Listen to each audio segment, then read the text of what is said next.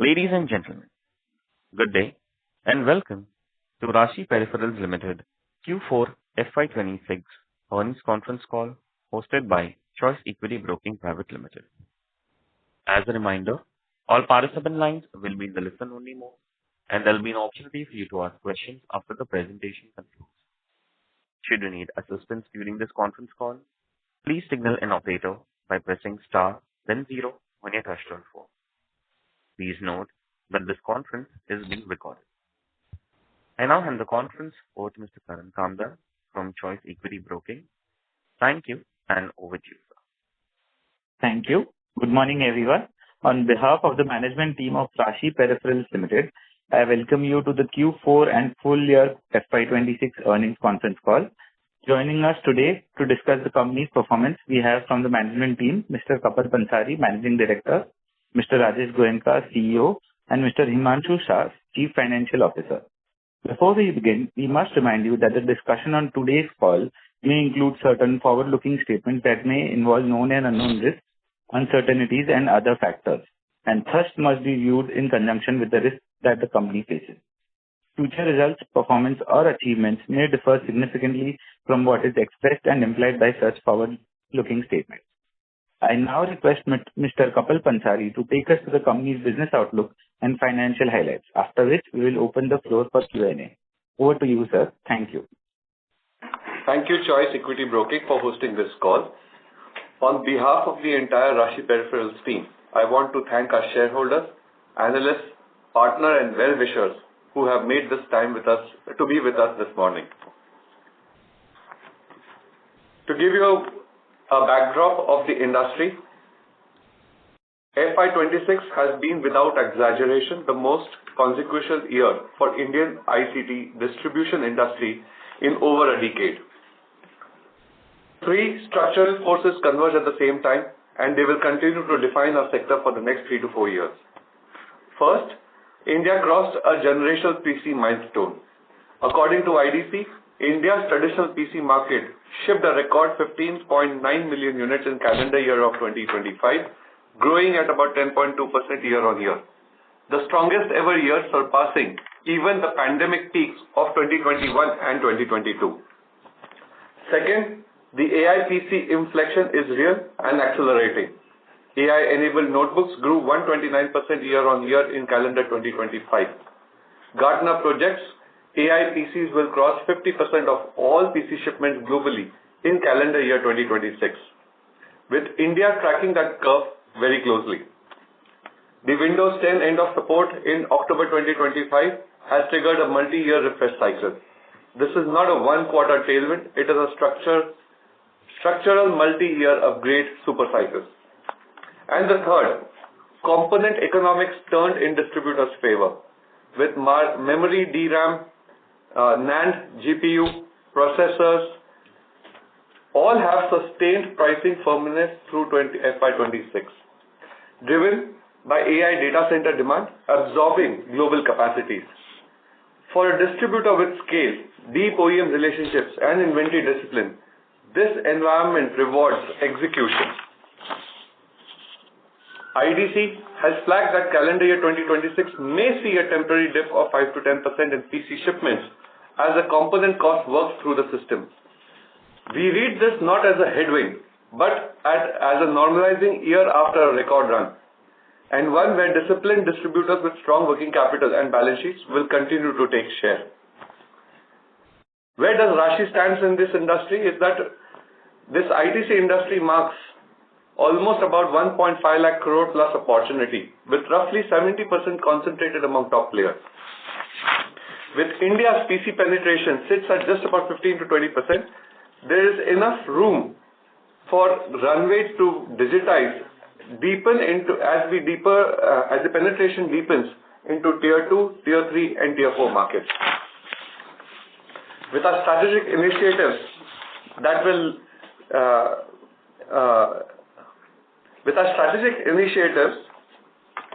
has been built on Rashi's strong ICT distribution driven by high volume, anchored on reach, relationship, and executions, we are now positioned to look forward from here on. Our focus will be on three key pillars. One is expand our high margin and high growth verticals. The second is to evaluate margin expansions in the entire value chain. And the third is to continue to focus on our core engines of personal computing, enterprise, and our existing business. That will fuel the growth for the Rashi's transformation. We remain confident that with the Indian ICT distribution market growing structurally, with our balance sheet, brand relationships, and execution track record, Rashi is positioned to deliver not just continued above industry average growth, but a meaningful differential earning quality for over next 3 to 5 years. I now hand over the call to Rajesh Goenka for his opening speech. Thank you, Kapil. Good morning, everyone. Let me take you briefly through the operational highlights of Rashi Peripherals.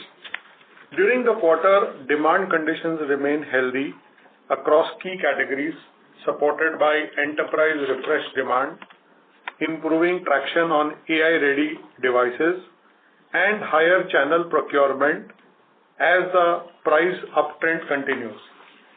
We continue to maintain strong execution momentum and benefited from our strong distribution network of 55 city branch offices with 10,000 plus customers in 700 plus towns of India. We continue to be the leading value-added distributors for various AI solutions, including the recently launched NVIDIA DGX Spark, which brings affordability to SMB and corporates and developers, which can help these customers to develop agentic AI solutions, inferencing, and run local LLMs in their office premise. We further strengthen our market presence through strategic partnerships and brand additions across multiple technology segments. Our partnership with Dell Technologies enhanced our commercial portfolio, especially on the server and the storage space, while our association with Teachment Technologies enabled us to expand into AI-powered classroom and digital learning solutions. In addition, we supported the India launch of Aura Health Rings, strengthening our presence in the premium health tech and lifestyle technology segment. We also continue to evaluate selective opportunities in emerging technology areas, including the semiconductor ecosystem, as a part of our long-term growth strategy. As part of our expansion strategy, we continue to add our infrastructure by adding 3 new branches, namely in Nanded, Baramati, and Sholapur in Maharashtra, which now totals to 55 branch operations, by far the largest and unprecedented, further deepening our reach across the C and D class cities. We also conducted an 8-city AI bootcamp engaging about 2,500 developers and 300 plus CXOs focused on AI infrastructure and real-world enterprise use cases, reflecting our commitment to accelerating AI-led adoption across industries. Finally, we remain committed to building a strong workplace culture and are proud to have been recognized as a great place to work for the 5th consecutive time. Thank you so much. Now I hand over to our CFO, Mr. Himanshu Shah, to take over the financial performance for the period under review. Thank you, Rajesh, and good morning to everyone. I will now take you through the financial performance of the period under review. Our consolidated performance for the fourth quarter of financial year 2026, revenue from operations increased by 51% year-on-year to INR 4,489 crores. EBITDA increased by 41% year-on-year, with EBITDA margins at 2.95%. Profit after tax was 87 crores, registering a growth of 65% year-on-year, with PAT margins of 1.93%. For the financial year 2026, consolidated revenue from operations grew 15% year-on-year to INR 15,827 crores. EBITDA increased by 53% to 459 crores. with EBITDA margin expanding by 72 bps to 2.9%. Profit after tax rose 35% year-on-year to 282 crores, with PAT margins at 1.78%. In terms of segmental performance for the period under review, PCD, which is constitutes around 58% of our business, and LIT contributed 42%. Our cash flows for the period of as compared to the outflows in the earlier years, we generated a healthy operating cash flow of 114 crores for the period. On the working capital front, we continued to maintain disciplined control across key parameters while supporting business growth and higher procurement activity during the year. Inventory days stood at 56 days, reflecting calibrated inventory management to ensure product availability across key categories. Debtors were at 46 days, in line with higher business volumes and continued expansion across channels, while creditors days stood at 44 days, reflecting balanced vendor management and procurement planning. Consequently, working capital days remained well managed at 58 days, aligned with the operating requirements of the business. I am also glad to inform you that the ROC on an annualized basis has crossed 16%, and for the quarter it was 19+%. With this, I would like to hand it back to the moderator and open up for question and answer session. Thank you so much. Thank you very much. We'll now begin with the question and answer session. Anyone who wishes to ask a question may press star and one on their touchtone telephone. If you wish to remove yourself from the question queue, you may press star and two. Participants are requested to use handsets while asking a question. Ladies and gentlemen, we will wait for a moment while the question queue assembles. Participants, you may press star and one to ask a question.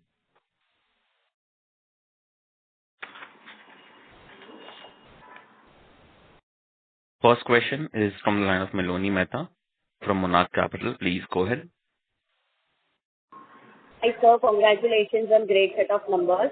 How much was the top line growth driven by pricing versus volume? And moving ahead after this exceptional growth, what would be the normalized growth that we see for FY27 onwards? And secondly, I just want to understand about this semiconductor and AI-led business. From when can it meaningfully alter the overall margins, like over near term, and how much can it benefit us? Okay, Meloni, I think you have asked three questions. I'll try to answer one by one. So first, your question is about the impact of the price on our top line. So as a clarification, the price increase predominantly has started from second half of the financial year. So first half of the year, the price increase impact was minuscule. But at the same time, second half, there was a substantial impact. So H1, whatever growth we had was primarily on account of larger unit sales and more customers. H2, roughly on an average basis, if I see, the growth has been about 46-47% H2 to H2. I would account half of it, or at least 20-22% growth because of the increase in the price. So that's the answer to your first question. Second question on the upcoming trajectory. So we always maintain that Rashi Peripherals has continued to deliver 20% CAGR for last 20 years. So even if with this year's overall performance of 15%, and if I exclude the one AI project that we did last year, then our growth is 31%. But then our average continues to be 20% CAGR. So we are very confident to maintain our trajectory of 20% CAGR in the coming year as well. And your third question was about semiconductor. I am happy to share with all of you that our semiconductor business, we have had 131% growth on a year-to-year basis. It is trending well. Although the base is small, but it is building very strong, and we are having, as I said, 131% growth last year. But yes, considering the overall size of 15,800 crores, semiconductor meaningful impact to our top line and bottom line is few years away. Yeah. Miloni, I hope I have answered all your 3 points. Okay, sir. Okay. And any margin impact due to the semiconductor, or currently it's not that significant? So by when do we expect? Again, few years from now? Yeah, it is few years from now, because our overall size of the company is 15,800 crores, and semiconductor business is relatively newer baby. So in few years we'll have to wait. But we are on a very strong wicket with 131% growth.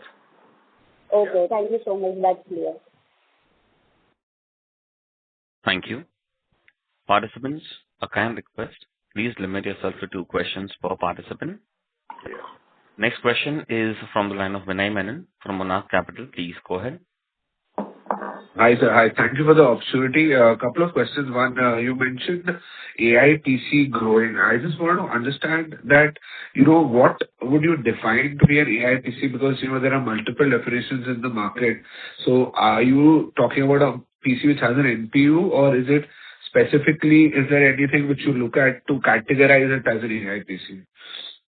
Absolutely. So a PC or a laptop which predominantly has an NPU is identified as an AI PC.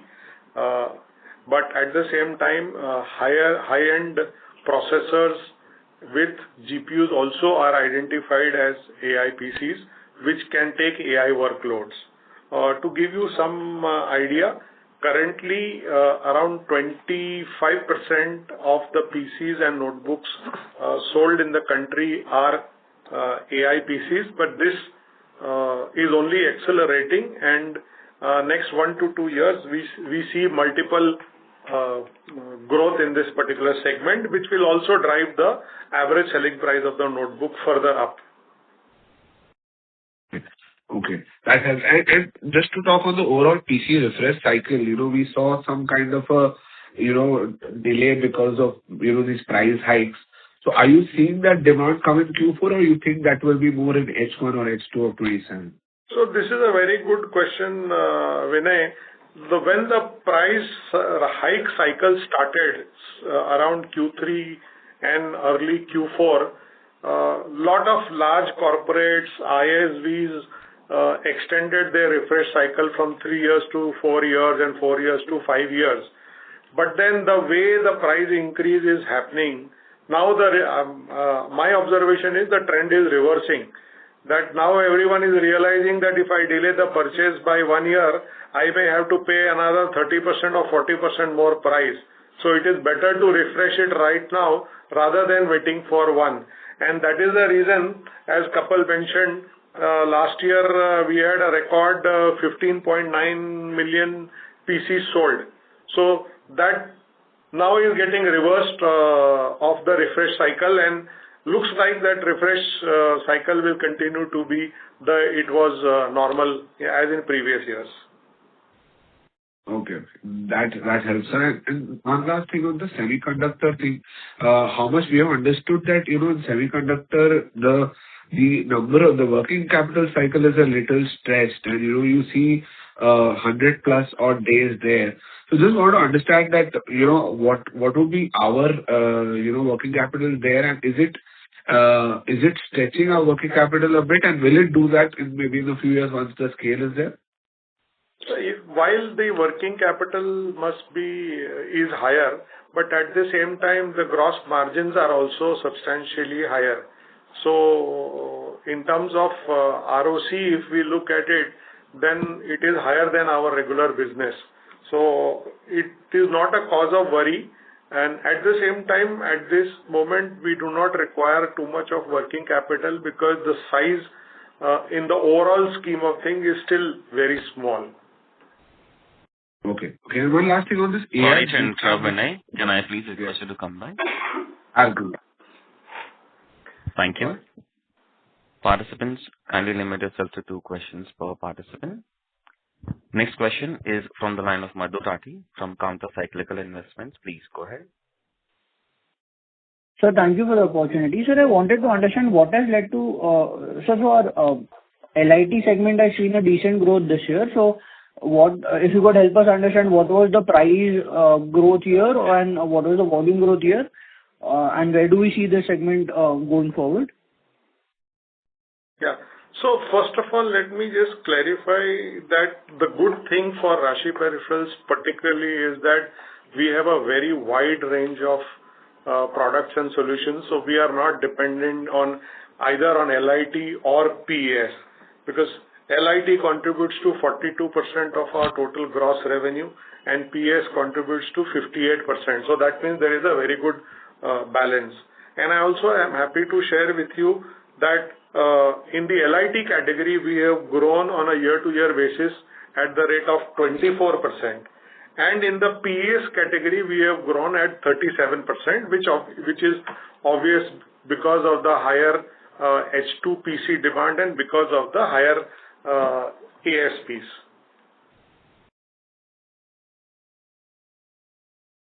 Right.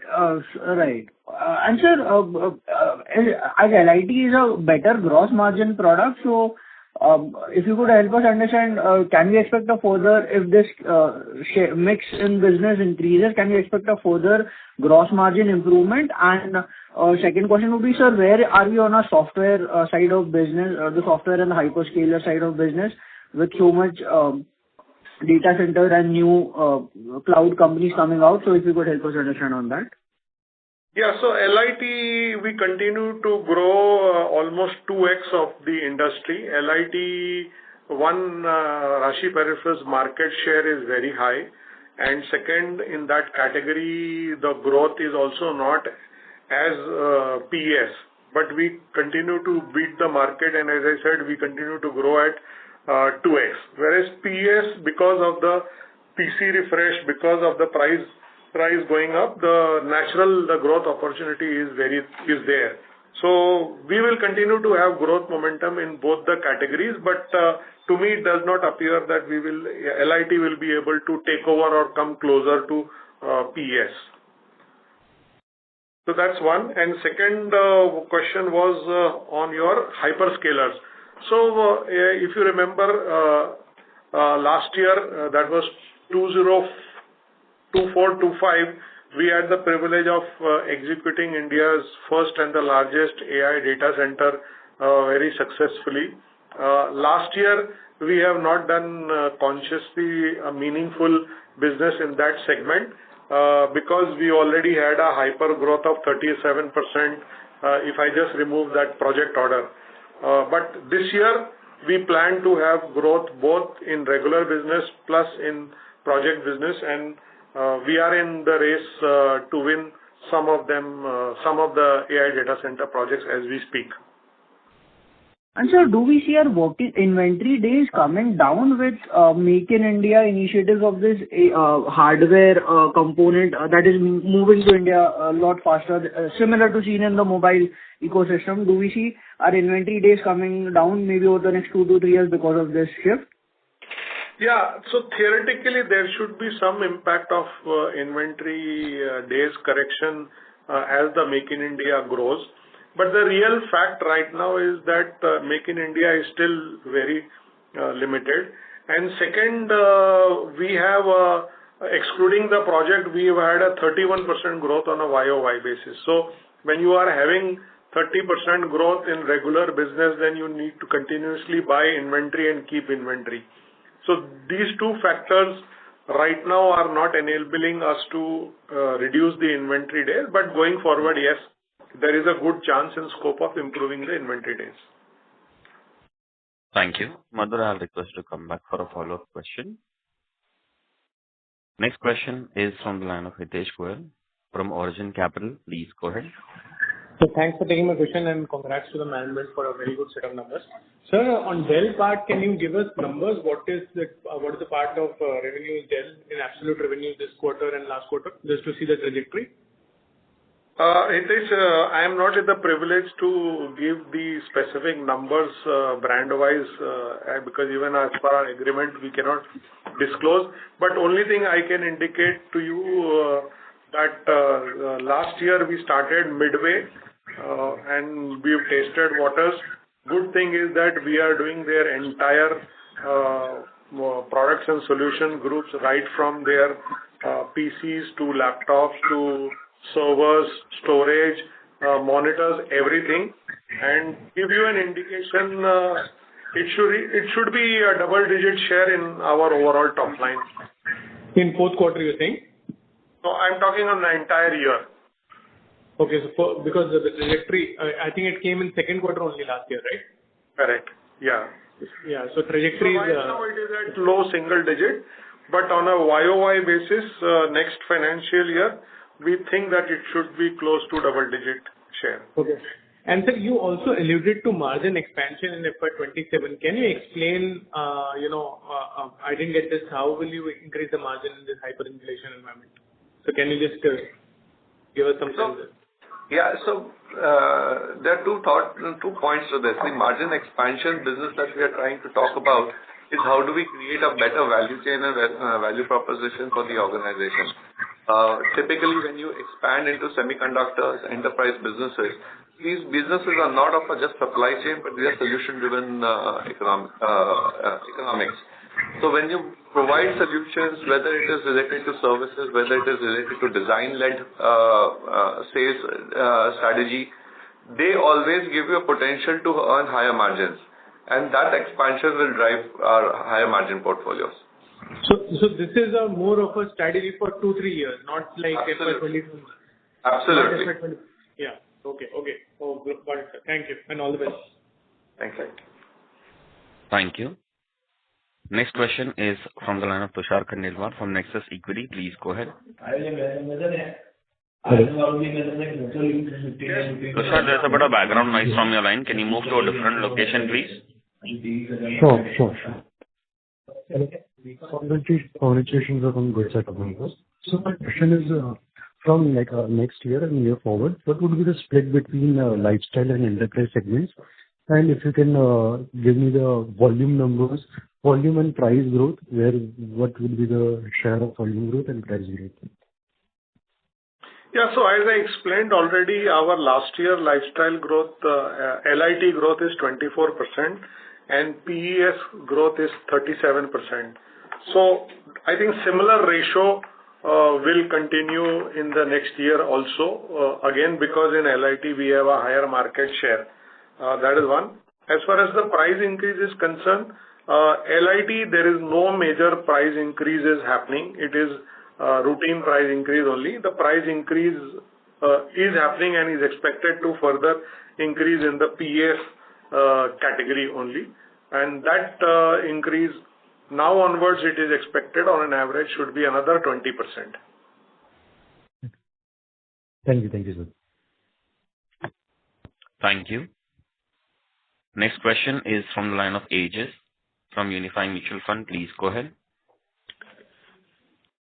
Yeah, hi team. Congratulations on a very strong execution. Really speaks about the, how the organization is set up and is delivering at scale and size. Two questions from my side. First is, team, could you call out that, from whatever is available publicly, we're hearing about a lot of these incremental data center opportunities that is coming in the country. Can you just articulate how we should understand FY27 and 28 and your ability to participate in deals that, like you have done with the first data center deal? How do you intend to participate in them? Because we understand that, there is a certain capital requirement for such deals and they are definitely accretive. But given the capital requirement of these deals and your learnings from the first deal, how should we really understand how Architect can participate in them? Thanks. So, Aegis, I think, again, this is a very relevant question in this prevailing time. So before I answer your point, I just want to take this opportunity to share with all our investor community that Rashi Peripherals was the first company to execute a 2,000 crore, 512 server, 4,000 GPU AI data center at Yotta very successfully, which included installation as well.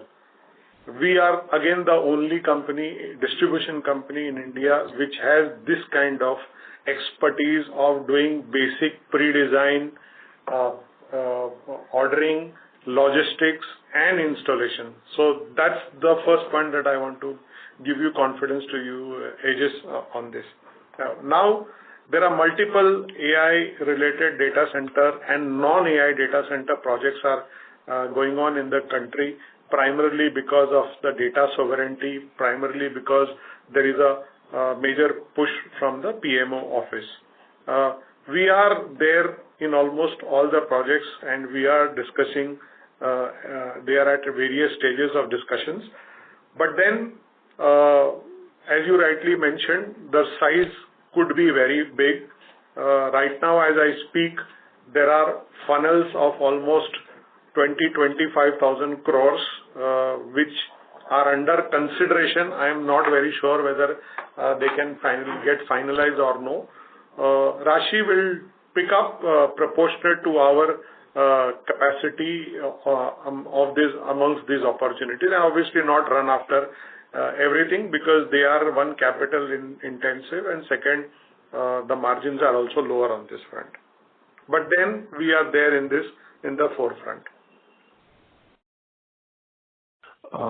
Understood. So, Rajesh, I hear you, but could you give me some incremental color on your thought process? Because participating in these deals is relevant because of your ability to stitch things together, right? So it gives you a certain visibility and a presence. And these are fast-moving items, and they're growing quickly. So, but again, like you mentioned, it's capital consuming with slightly lower margins.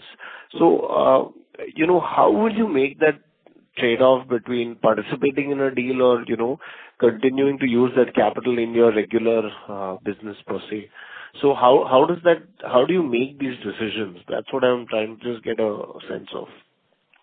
Yeah, so while we first of all do not compromise on our regular run rate business, where we continue to aspire to have 15 to 20% growth, and then over and above, I think we currently post IPO, we have the capacity to pick up these kind of projects subject to ROIs.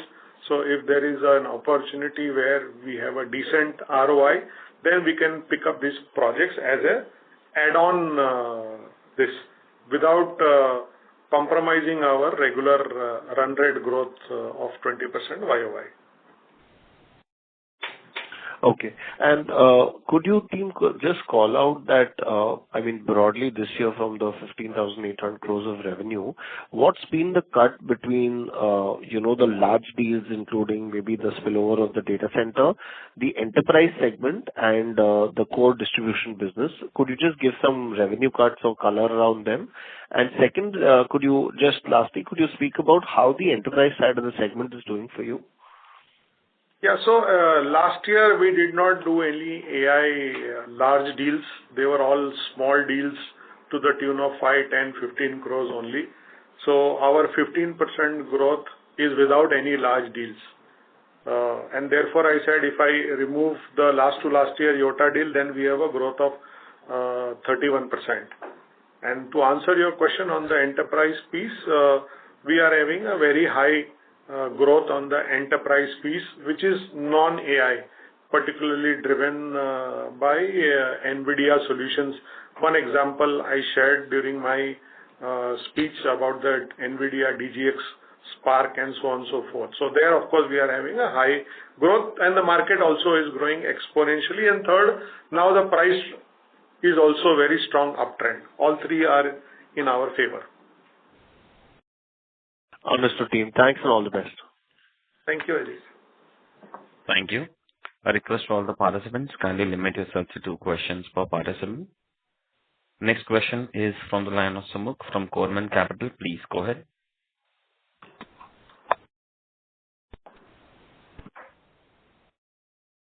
Sumukh, may I request to unmute your line and proceed with the questions?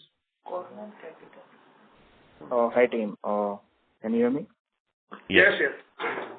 Yeah, thanks for the opportunity. Sir, my question is on the partnership with ST FinServe.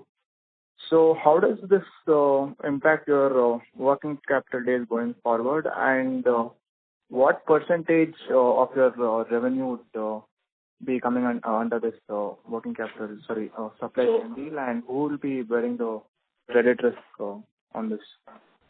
So SP FinServe is a channel finance program which we have onboarded, and it is a normal channel finance program without any recourse to us. It is basically to enable the channel partner fraternity to have capacities to buy more without affecting the credit risk. Okay, so this should actually bring down your working capital days, because my guess is this is borne by you currently, and so no, the cost, if we draw the money early, then only it is borne by us, which we normally don't do, and it is the credit cost or the funding cost is borne by channel partners. So it has no recourse to us, no impact on us, And no cost to us. no cost to us. Okay, thank you. And on the semiconductor business, sir, who are your predominant customers so far on this line? All the large manufacturers in the automobile space, robotic space, IoT space, they are all our customers.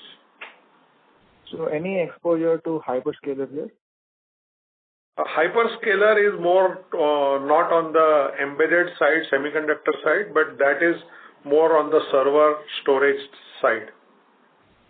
Okay. Yeah, that's it from my side. Thank you, and all the best. Thank you.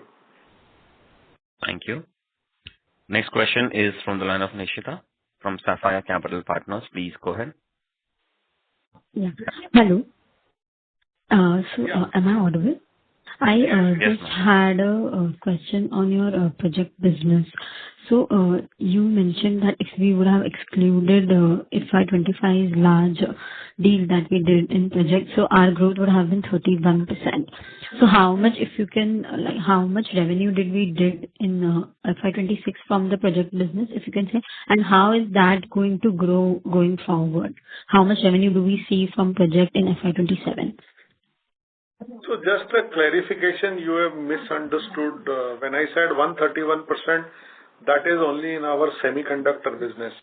As far as project business is concerned, in 24-25, we did 2,000 crores of project business. However, consciously in 25-26, we did not do any substantial project business. But in 26-27 plan, yes, we have plans to get into project business subject to viability and ROI. Okay. And on margin front, do we get better margins in project?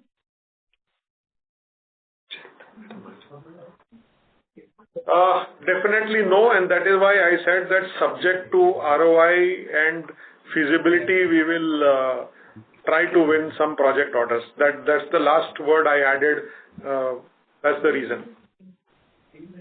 Okay, understood. Thank you so much. Thank you. Next follow-up question is from the line of Madhurati from Counter Cyclical. Please go ahead. So thank you for the opportunity once again. Sir, I wanted to understand on the hyperscaler business. So are there any plans to sell that server storage that what Redington does? Because it seems that is a very big business, and these hyperscalers generally don't take a lot of distributors, so 2 or 3 distributors at max. So is there any plan to get into that business, or how should I look at that? So as I said, Madhur, earlier, that 24-25, we did the largest order ourselves, and Rashi Peripherals is uniquely placed and has the expertise of doing pre-sales, sales, execution, installation, and post-installation support also. So therefore, we have the core strength to cater to these hyperscalers. But at the same time, yes, in the year 25-26, we have not picked up any substantial order because non-project our business was already growing at 31% on a YOY basis, and especially if you see Q3 and Q4, our business grew by 42% and 51% namely. So our focus, attention, our capital was more deployed there. So I want to re-clarify that we are very much capable. We have the experience to do this kind of business, and we are looking for opportunities in the coming year. Right. And sir, we also created one semiconductor subsidiary. So if you could help us on plans for that. So the semiconductor subsidiary is created to give higher focus and more optimized operations in this category. So therefore, we created this subsidiary to transition from within the group company into this subsidiary so that partnerships, alliances, team structures, and even customer acquisitions can be accelerated. Okay, got it. Sir, that is from mine. Thank you so much and all the best. Thank you. Next follow-up question is from the line of Vinay Menon from Monarch Capital. Please go ahead. Hi, sir. Thanks for the opportunity. Just a couple of things. One is this AI bootcamp which you have mentioned. If you can give some color on that and, what could it add to our business, that would be helpful. Yeah, so basically these AI bootcamps we do along with our vendor suppliers, all the big AI vendor suppliers. I cannot just name in this forum. We invite developers, we invite CXOs. We give them use case live experiences, how they can use various products and solutions that we have to develop agentic AI solutions, how they can do rendering, all these training programs we do.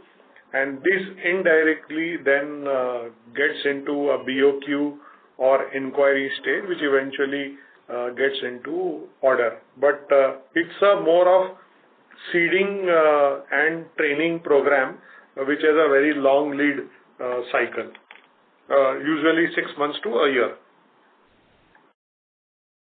Okay, and one thing for Himanshu sir, what could be Q4 working capital days, what were they, and what could be the trend going ahead because of all these disruption and shipments? Will we see any impact from that? So the lead time and the delivery times have not affected too much because of the so-called disruption of shipments, because our shipments are not routed through the affected routes. Secondly, working capital, there's a minuscule shift because of the change in debtors days to 4 days. Creditors and inventory days set off each other in terms of incremental working capital. Okay. Okay, so we can expect this range for FY27 as well, or any improvement expected? Yeah, we can expect around same range. Okay. Okay. Thank you so much. Thank you.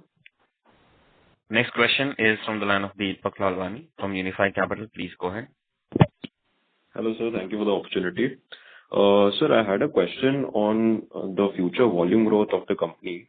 So today, we are benefiting from both price and volume. You said that people are stocking up in the fear of further price hikes. So I want to understand how sustainable, what should be the sustainable volume growth for the company in FY27, and the drivers for this volume growth, if you can explain how the secondary demand for your products are looking like, both in LIT and PES. If you can give a macro picture of how the demand is really shaping up on ground, that will really help. Thanks, Deepak. Let me answer your query for the first part.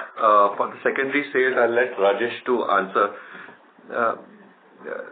Please see that currently the industry is an upswing and super cycle of the adoption, price rise, and availability. when these things are happening, there is natural tendency to prepone the buyings, build up inventory to sustain the price hikes, so that there is an immediate and near-term advantage that we can take from these cycles. With AI applications growing, the demand for refresh towards AI PCs will also accelerate as the acceleration for the application continues to grow.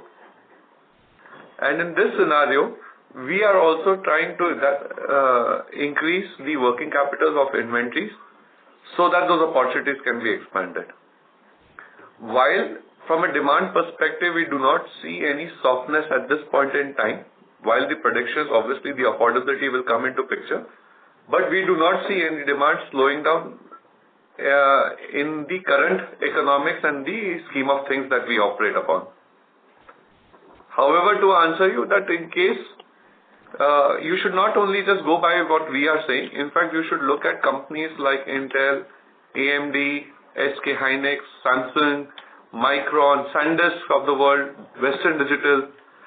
Please study these companies and you will realize the demand cycle is only growing and there is no anticipation of softening of the prices as well. This has never happened in the history of any economic cycle or any distribution or of IT hardware industry. And therefore we say that this is a super cycle and the most opportune time for the industry. At any given point in time, this softness, we are here to stay and we will be the first person to come and tell you about what is the industry cycle looks like. When it comes to the secondary PC cycle and the demand at the tier 2 level, I'll let Rajesh to answer that question. So Deepak, I just want to clarify once again that for which I have already said and I repeat that Rashi Peripherals' dependency on one product, one brand is minuscule. So LIT business, 42% of our business comes from LIT. That business continues as in the past. There is no major variation in the demand or there is no major impact even on the pricing. There is a regular, so this 42% of our business is unaffected. The remaining 58% business, which is PS, there is a major price increase impact that is coming in, and there could be a potential shortage in supply also, which should come. But our guesstimate says, and IDC also says that on an entire year basis, the unit-wise, the market size could degrow by 5 to 10%. So even if I assume that the market size of this 58% of the Rashi's revenue degrows by 10%, but the price itself will grow by about 20-25%. So net, we will continue to have 10 to 15% growth on a as-is-where basis without doing any change. But as we continue our momentum with our penetration in newer geography, newer customers, and increasing our market share, we will be able to maintain our momentum even in this PES category. And coming to your point on secondary demand of consumer and commercial, we think that commercial demand will continue to be strong because of our overall economic situation of the country. But in the consumer, there could be a softness in the H2 of this financial year because of the affordability. Today, a laptop a year back was easily available at 30,000-35,000 rupees.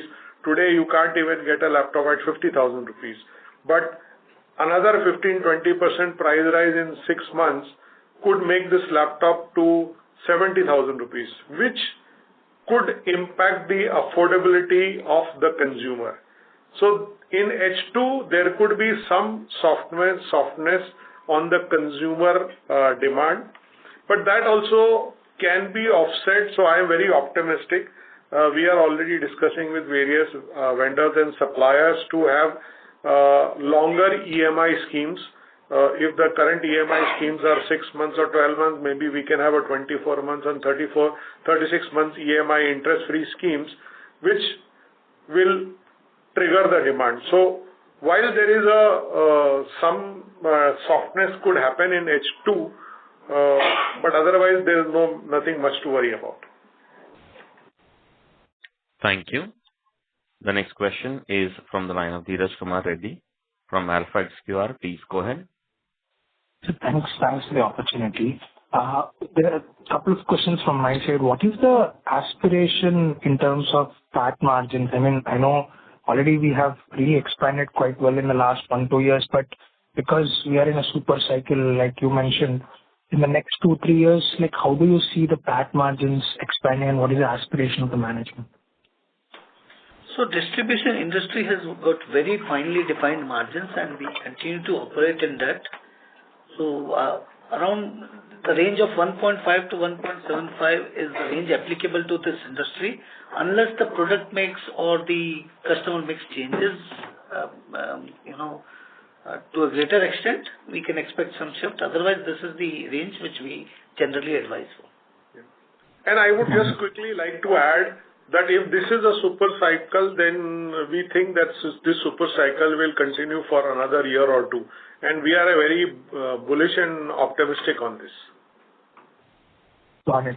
Sir, also on the data center deals which you just mentioned, which the company will start to pick up, what is a typical margin structure like, if you can reiterate, and how do you see what is the kind of potential probably in the next 1 to 2 years, or probably in the next 2 to 3 years, if you want to take a medium-term view, like what is the extent of revenues Rashi can probably take up?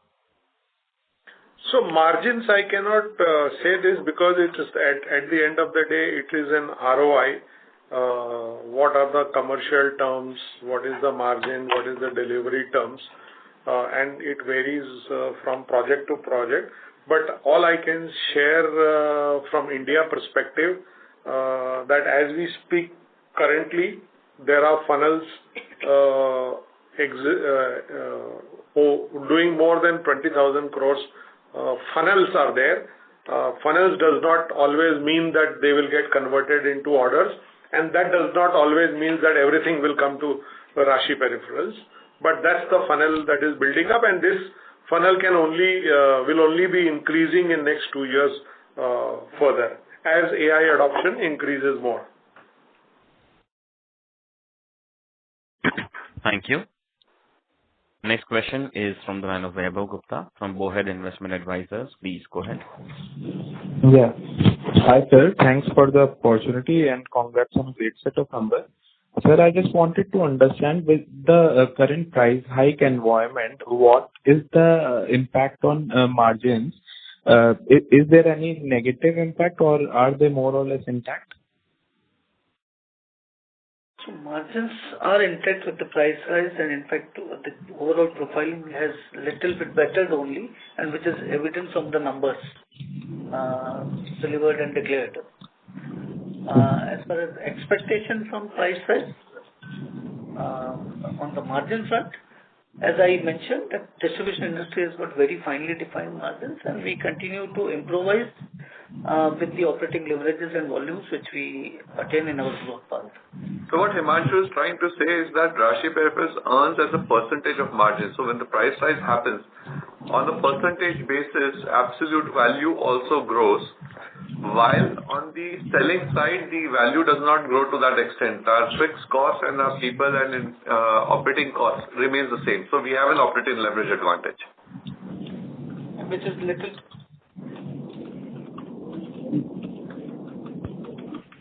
Understood, sir. And when we see gross margins of Q4 25 versus Q4 26, how should we see it? Like, there is a slight deterioration in margin, gross margin? No, it's not deterioration. We have, some aging inventory, slow-moving inventory, I would say. We have taken additional charge on that and brought down the value of that slow-moving inventory as a prudent accounting practices. Understood, sir. So there's no impact. Thank you. Next question is from the line of Karan Kandar from Choice Equity Broking. Please go ahead. Yeah. Hello, sir. Sir, I understand you have a very large distribution network, and I believe it's one of the largest ones in this space. So could you help me understand how the distribution network aids our business and what kind of benefits and do we extend to our channel partners and branch managers? Can we take this question offline? This is a overall business cycle discussion which needs 15 minutes. So if you don't mind, can we take it offline? Sure. I was wondering if you could just throw some color. Sure, no problem. Thank you. And I would also suggest you to go through our investor presentation. There is a dedicated slide on our distribution structure of GT, MT, LFR and online. Okay, sure, sir. Thank you. Thank you very much.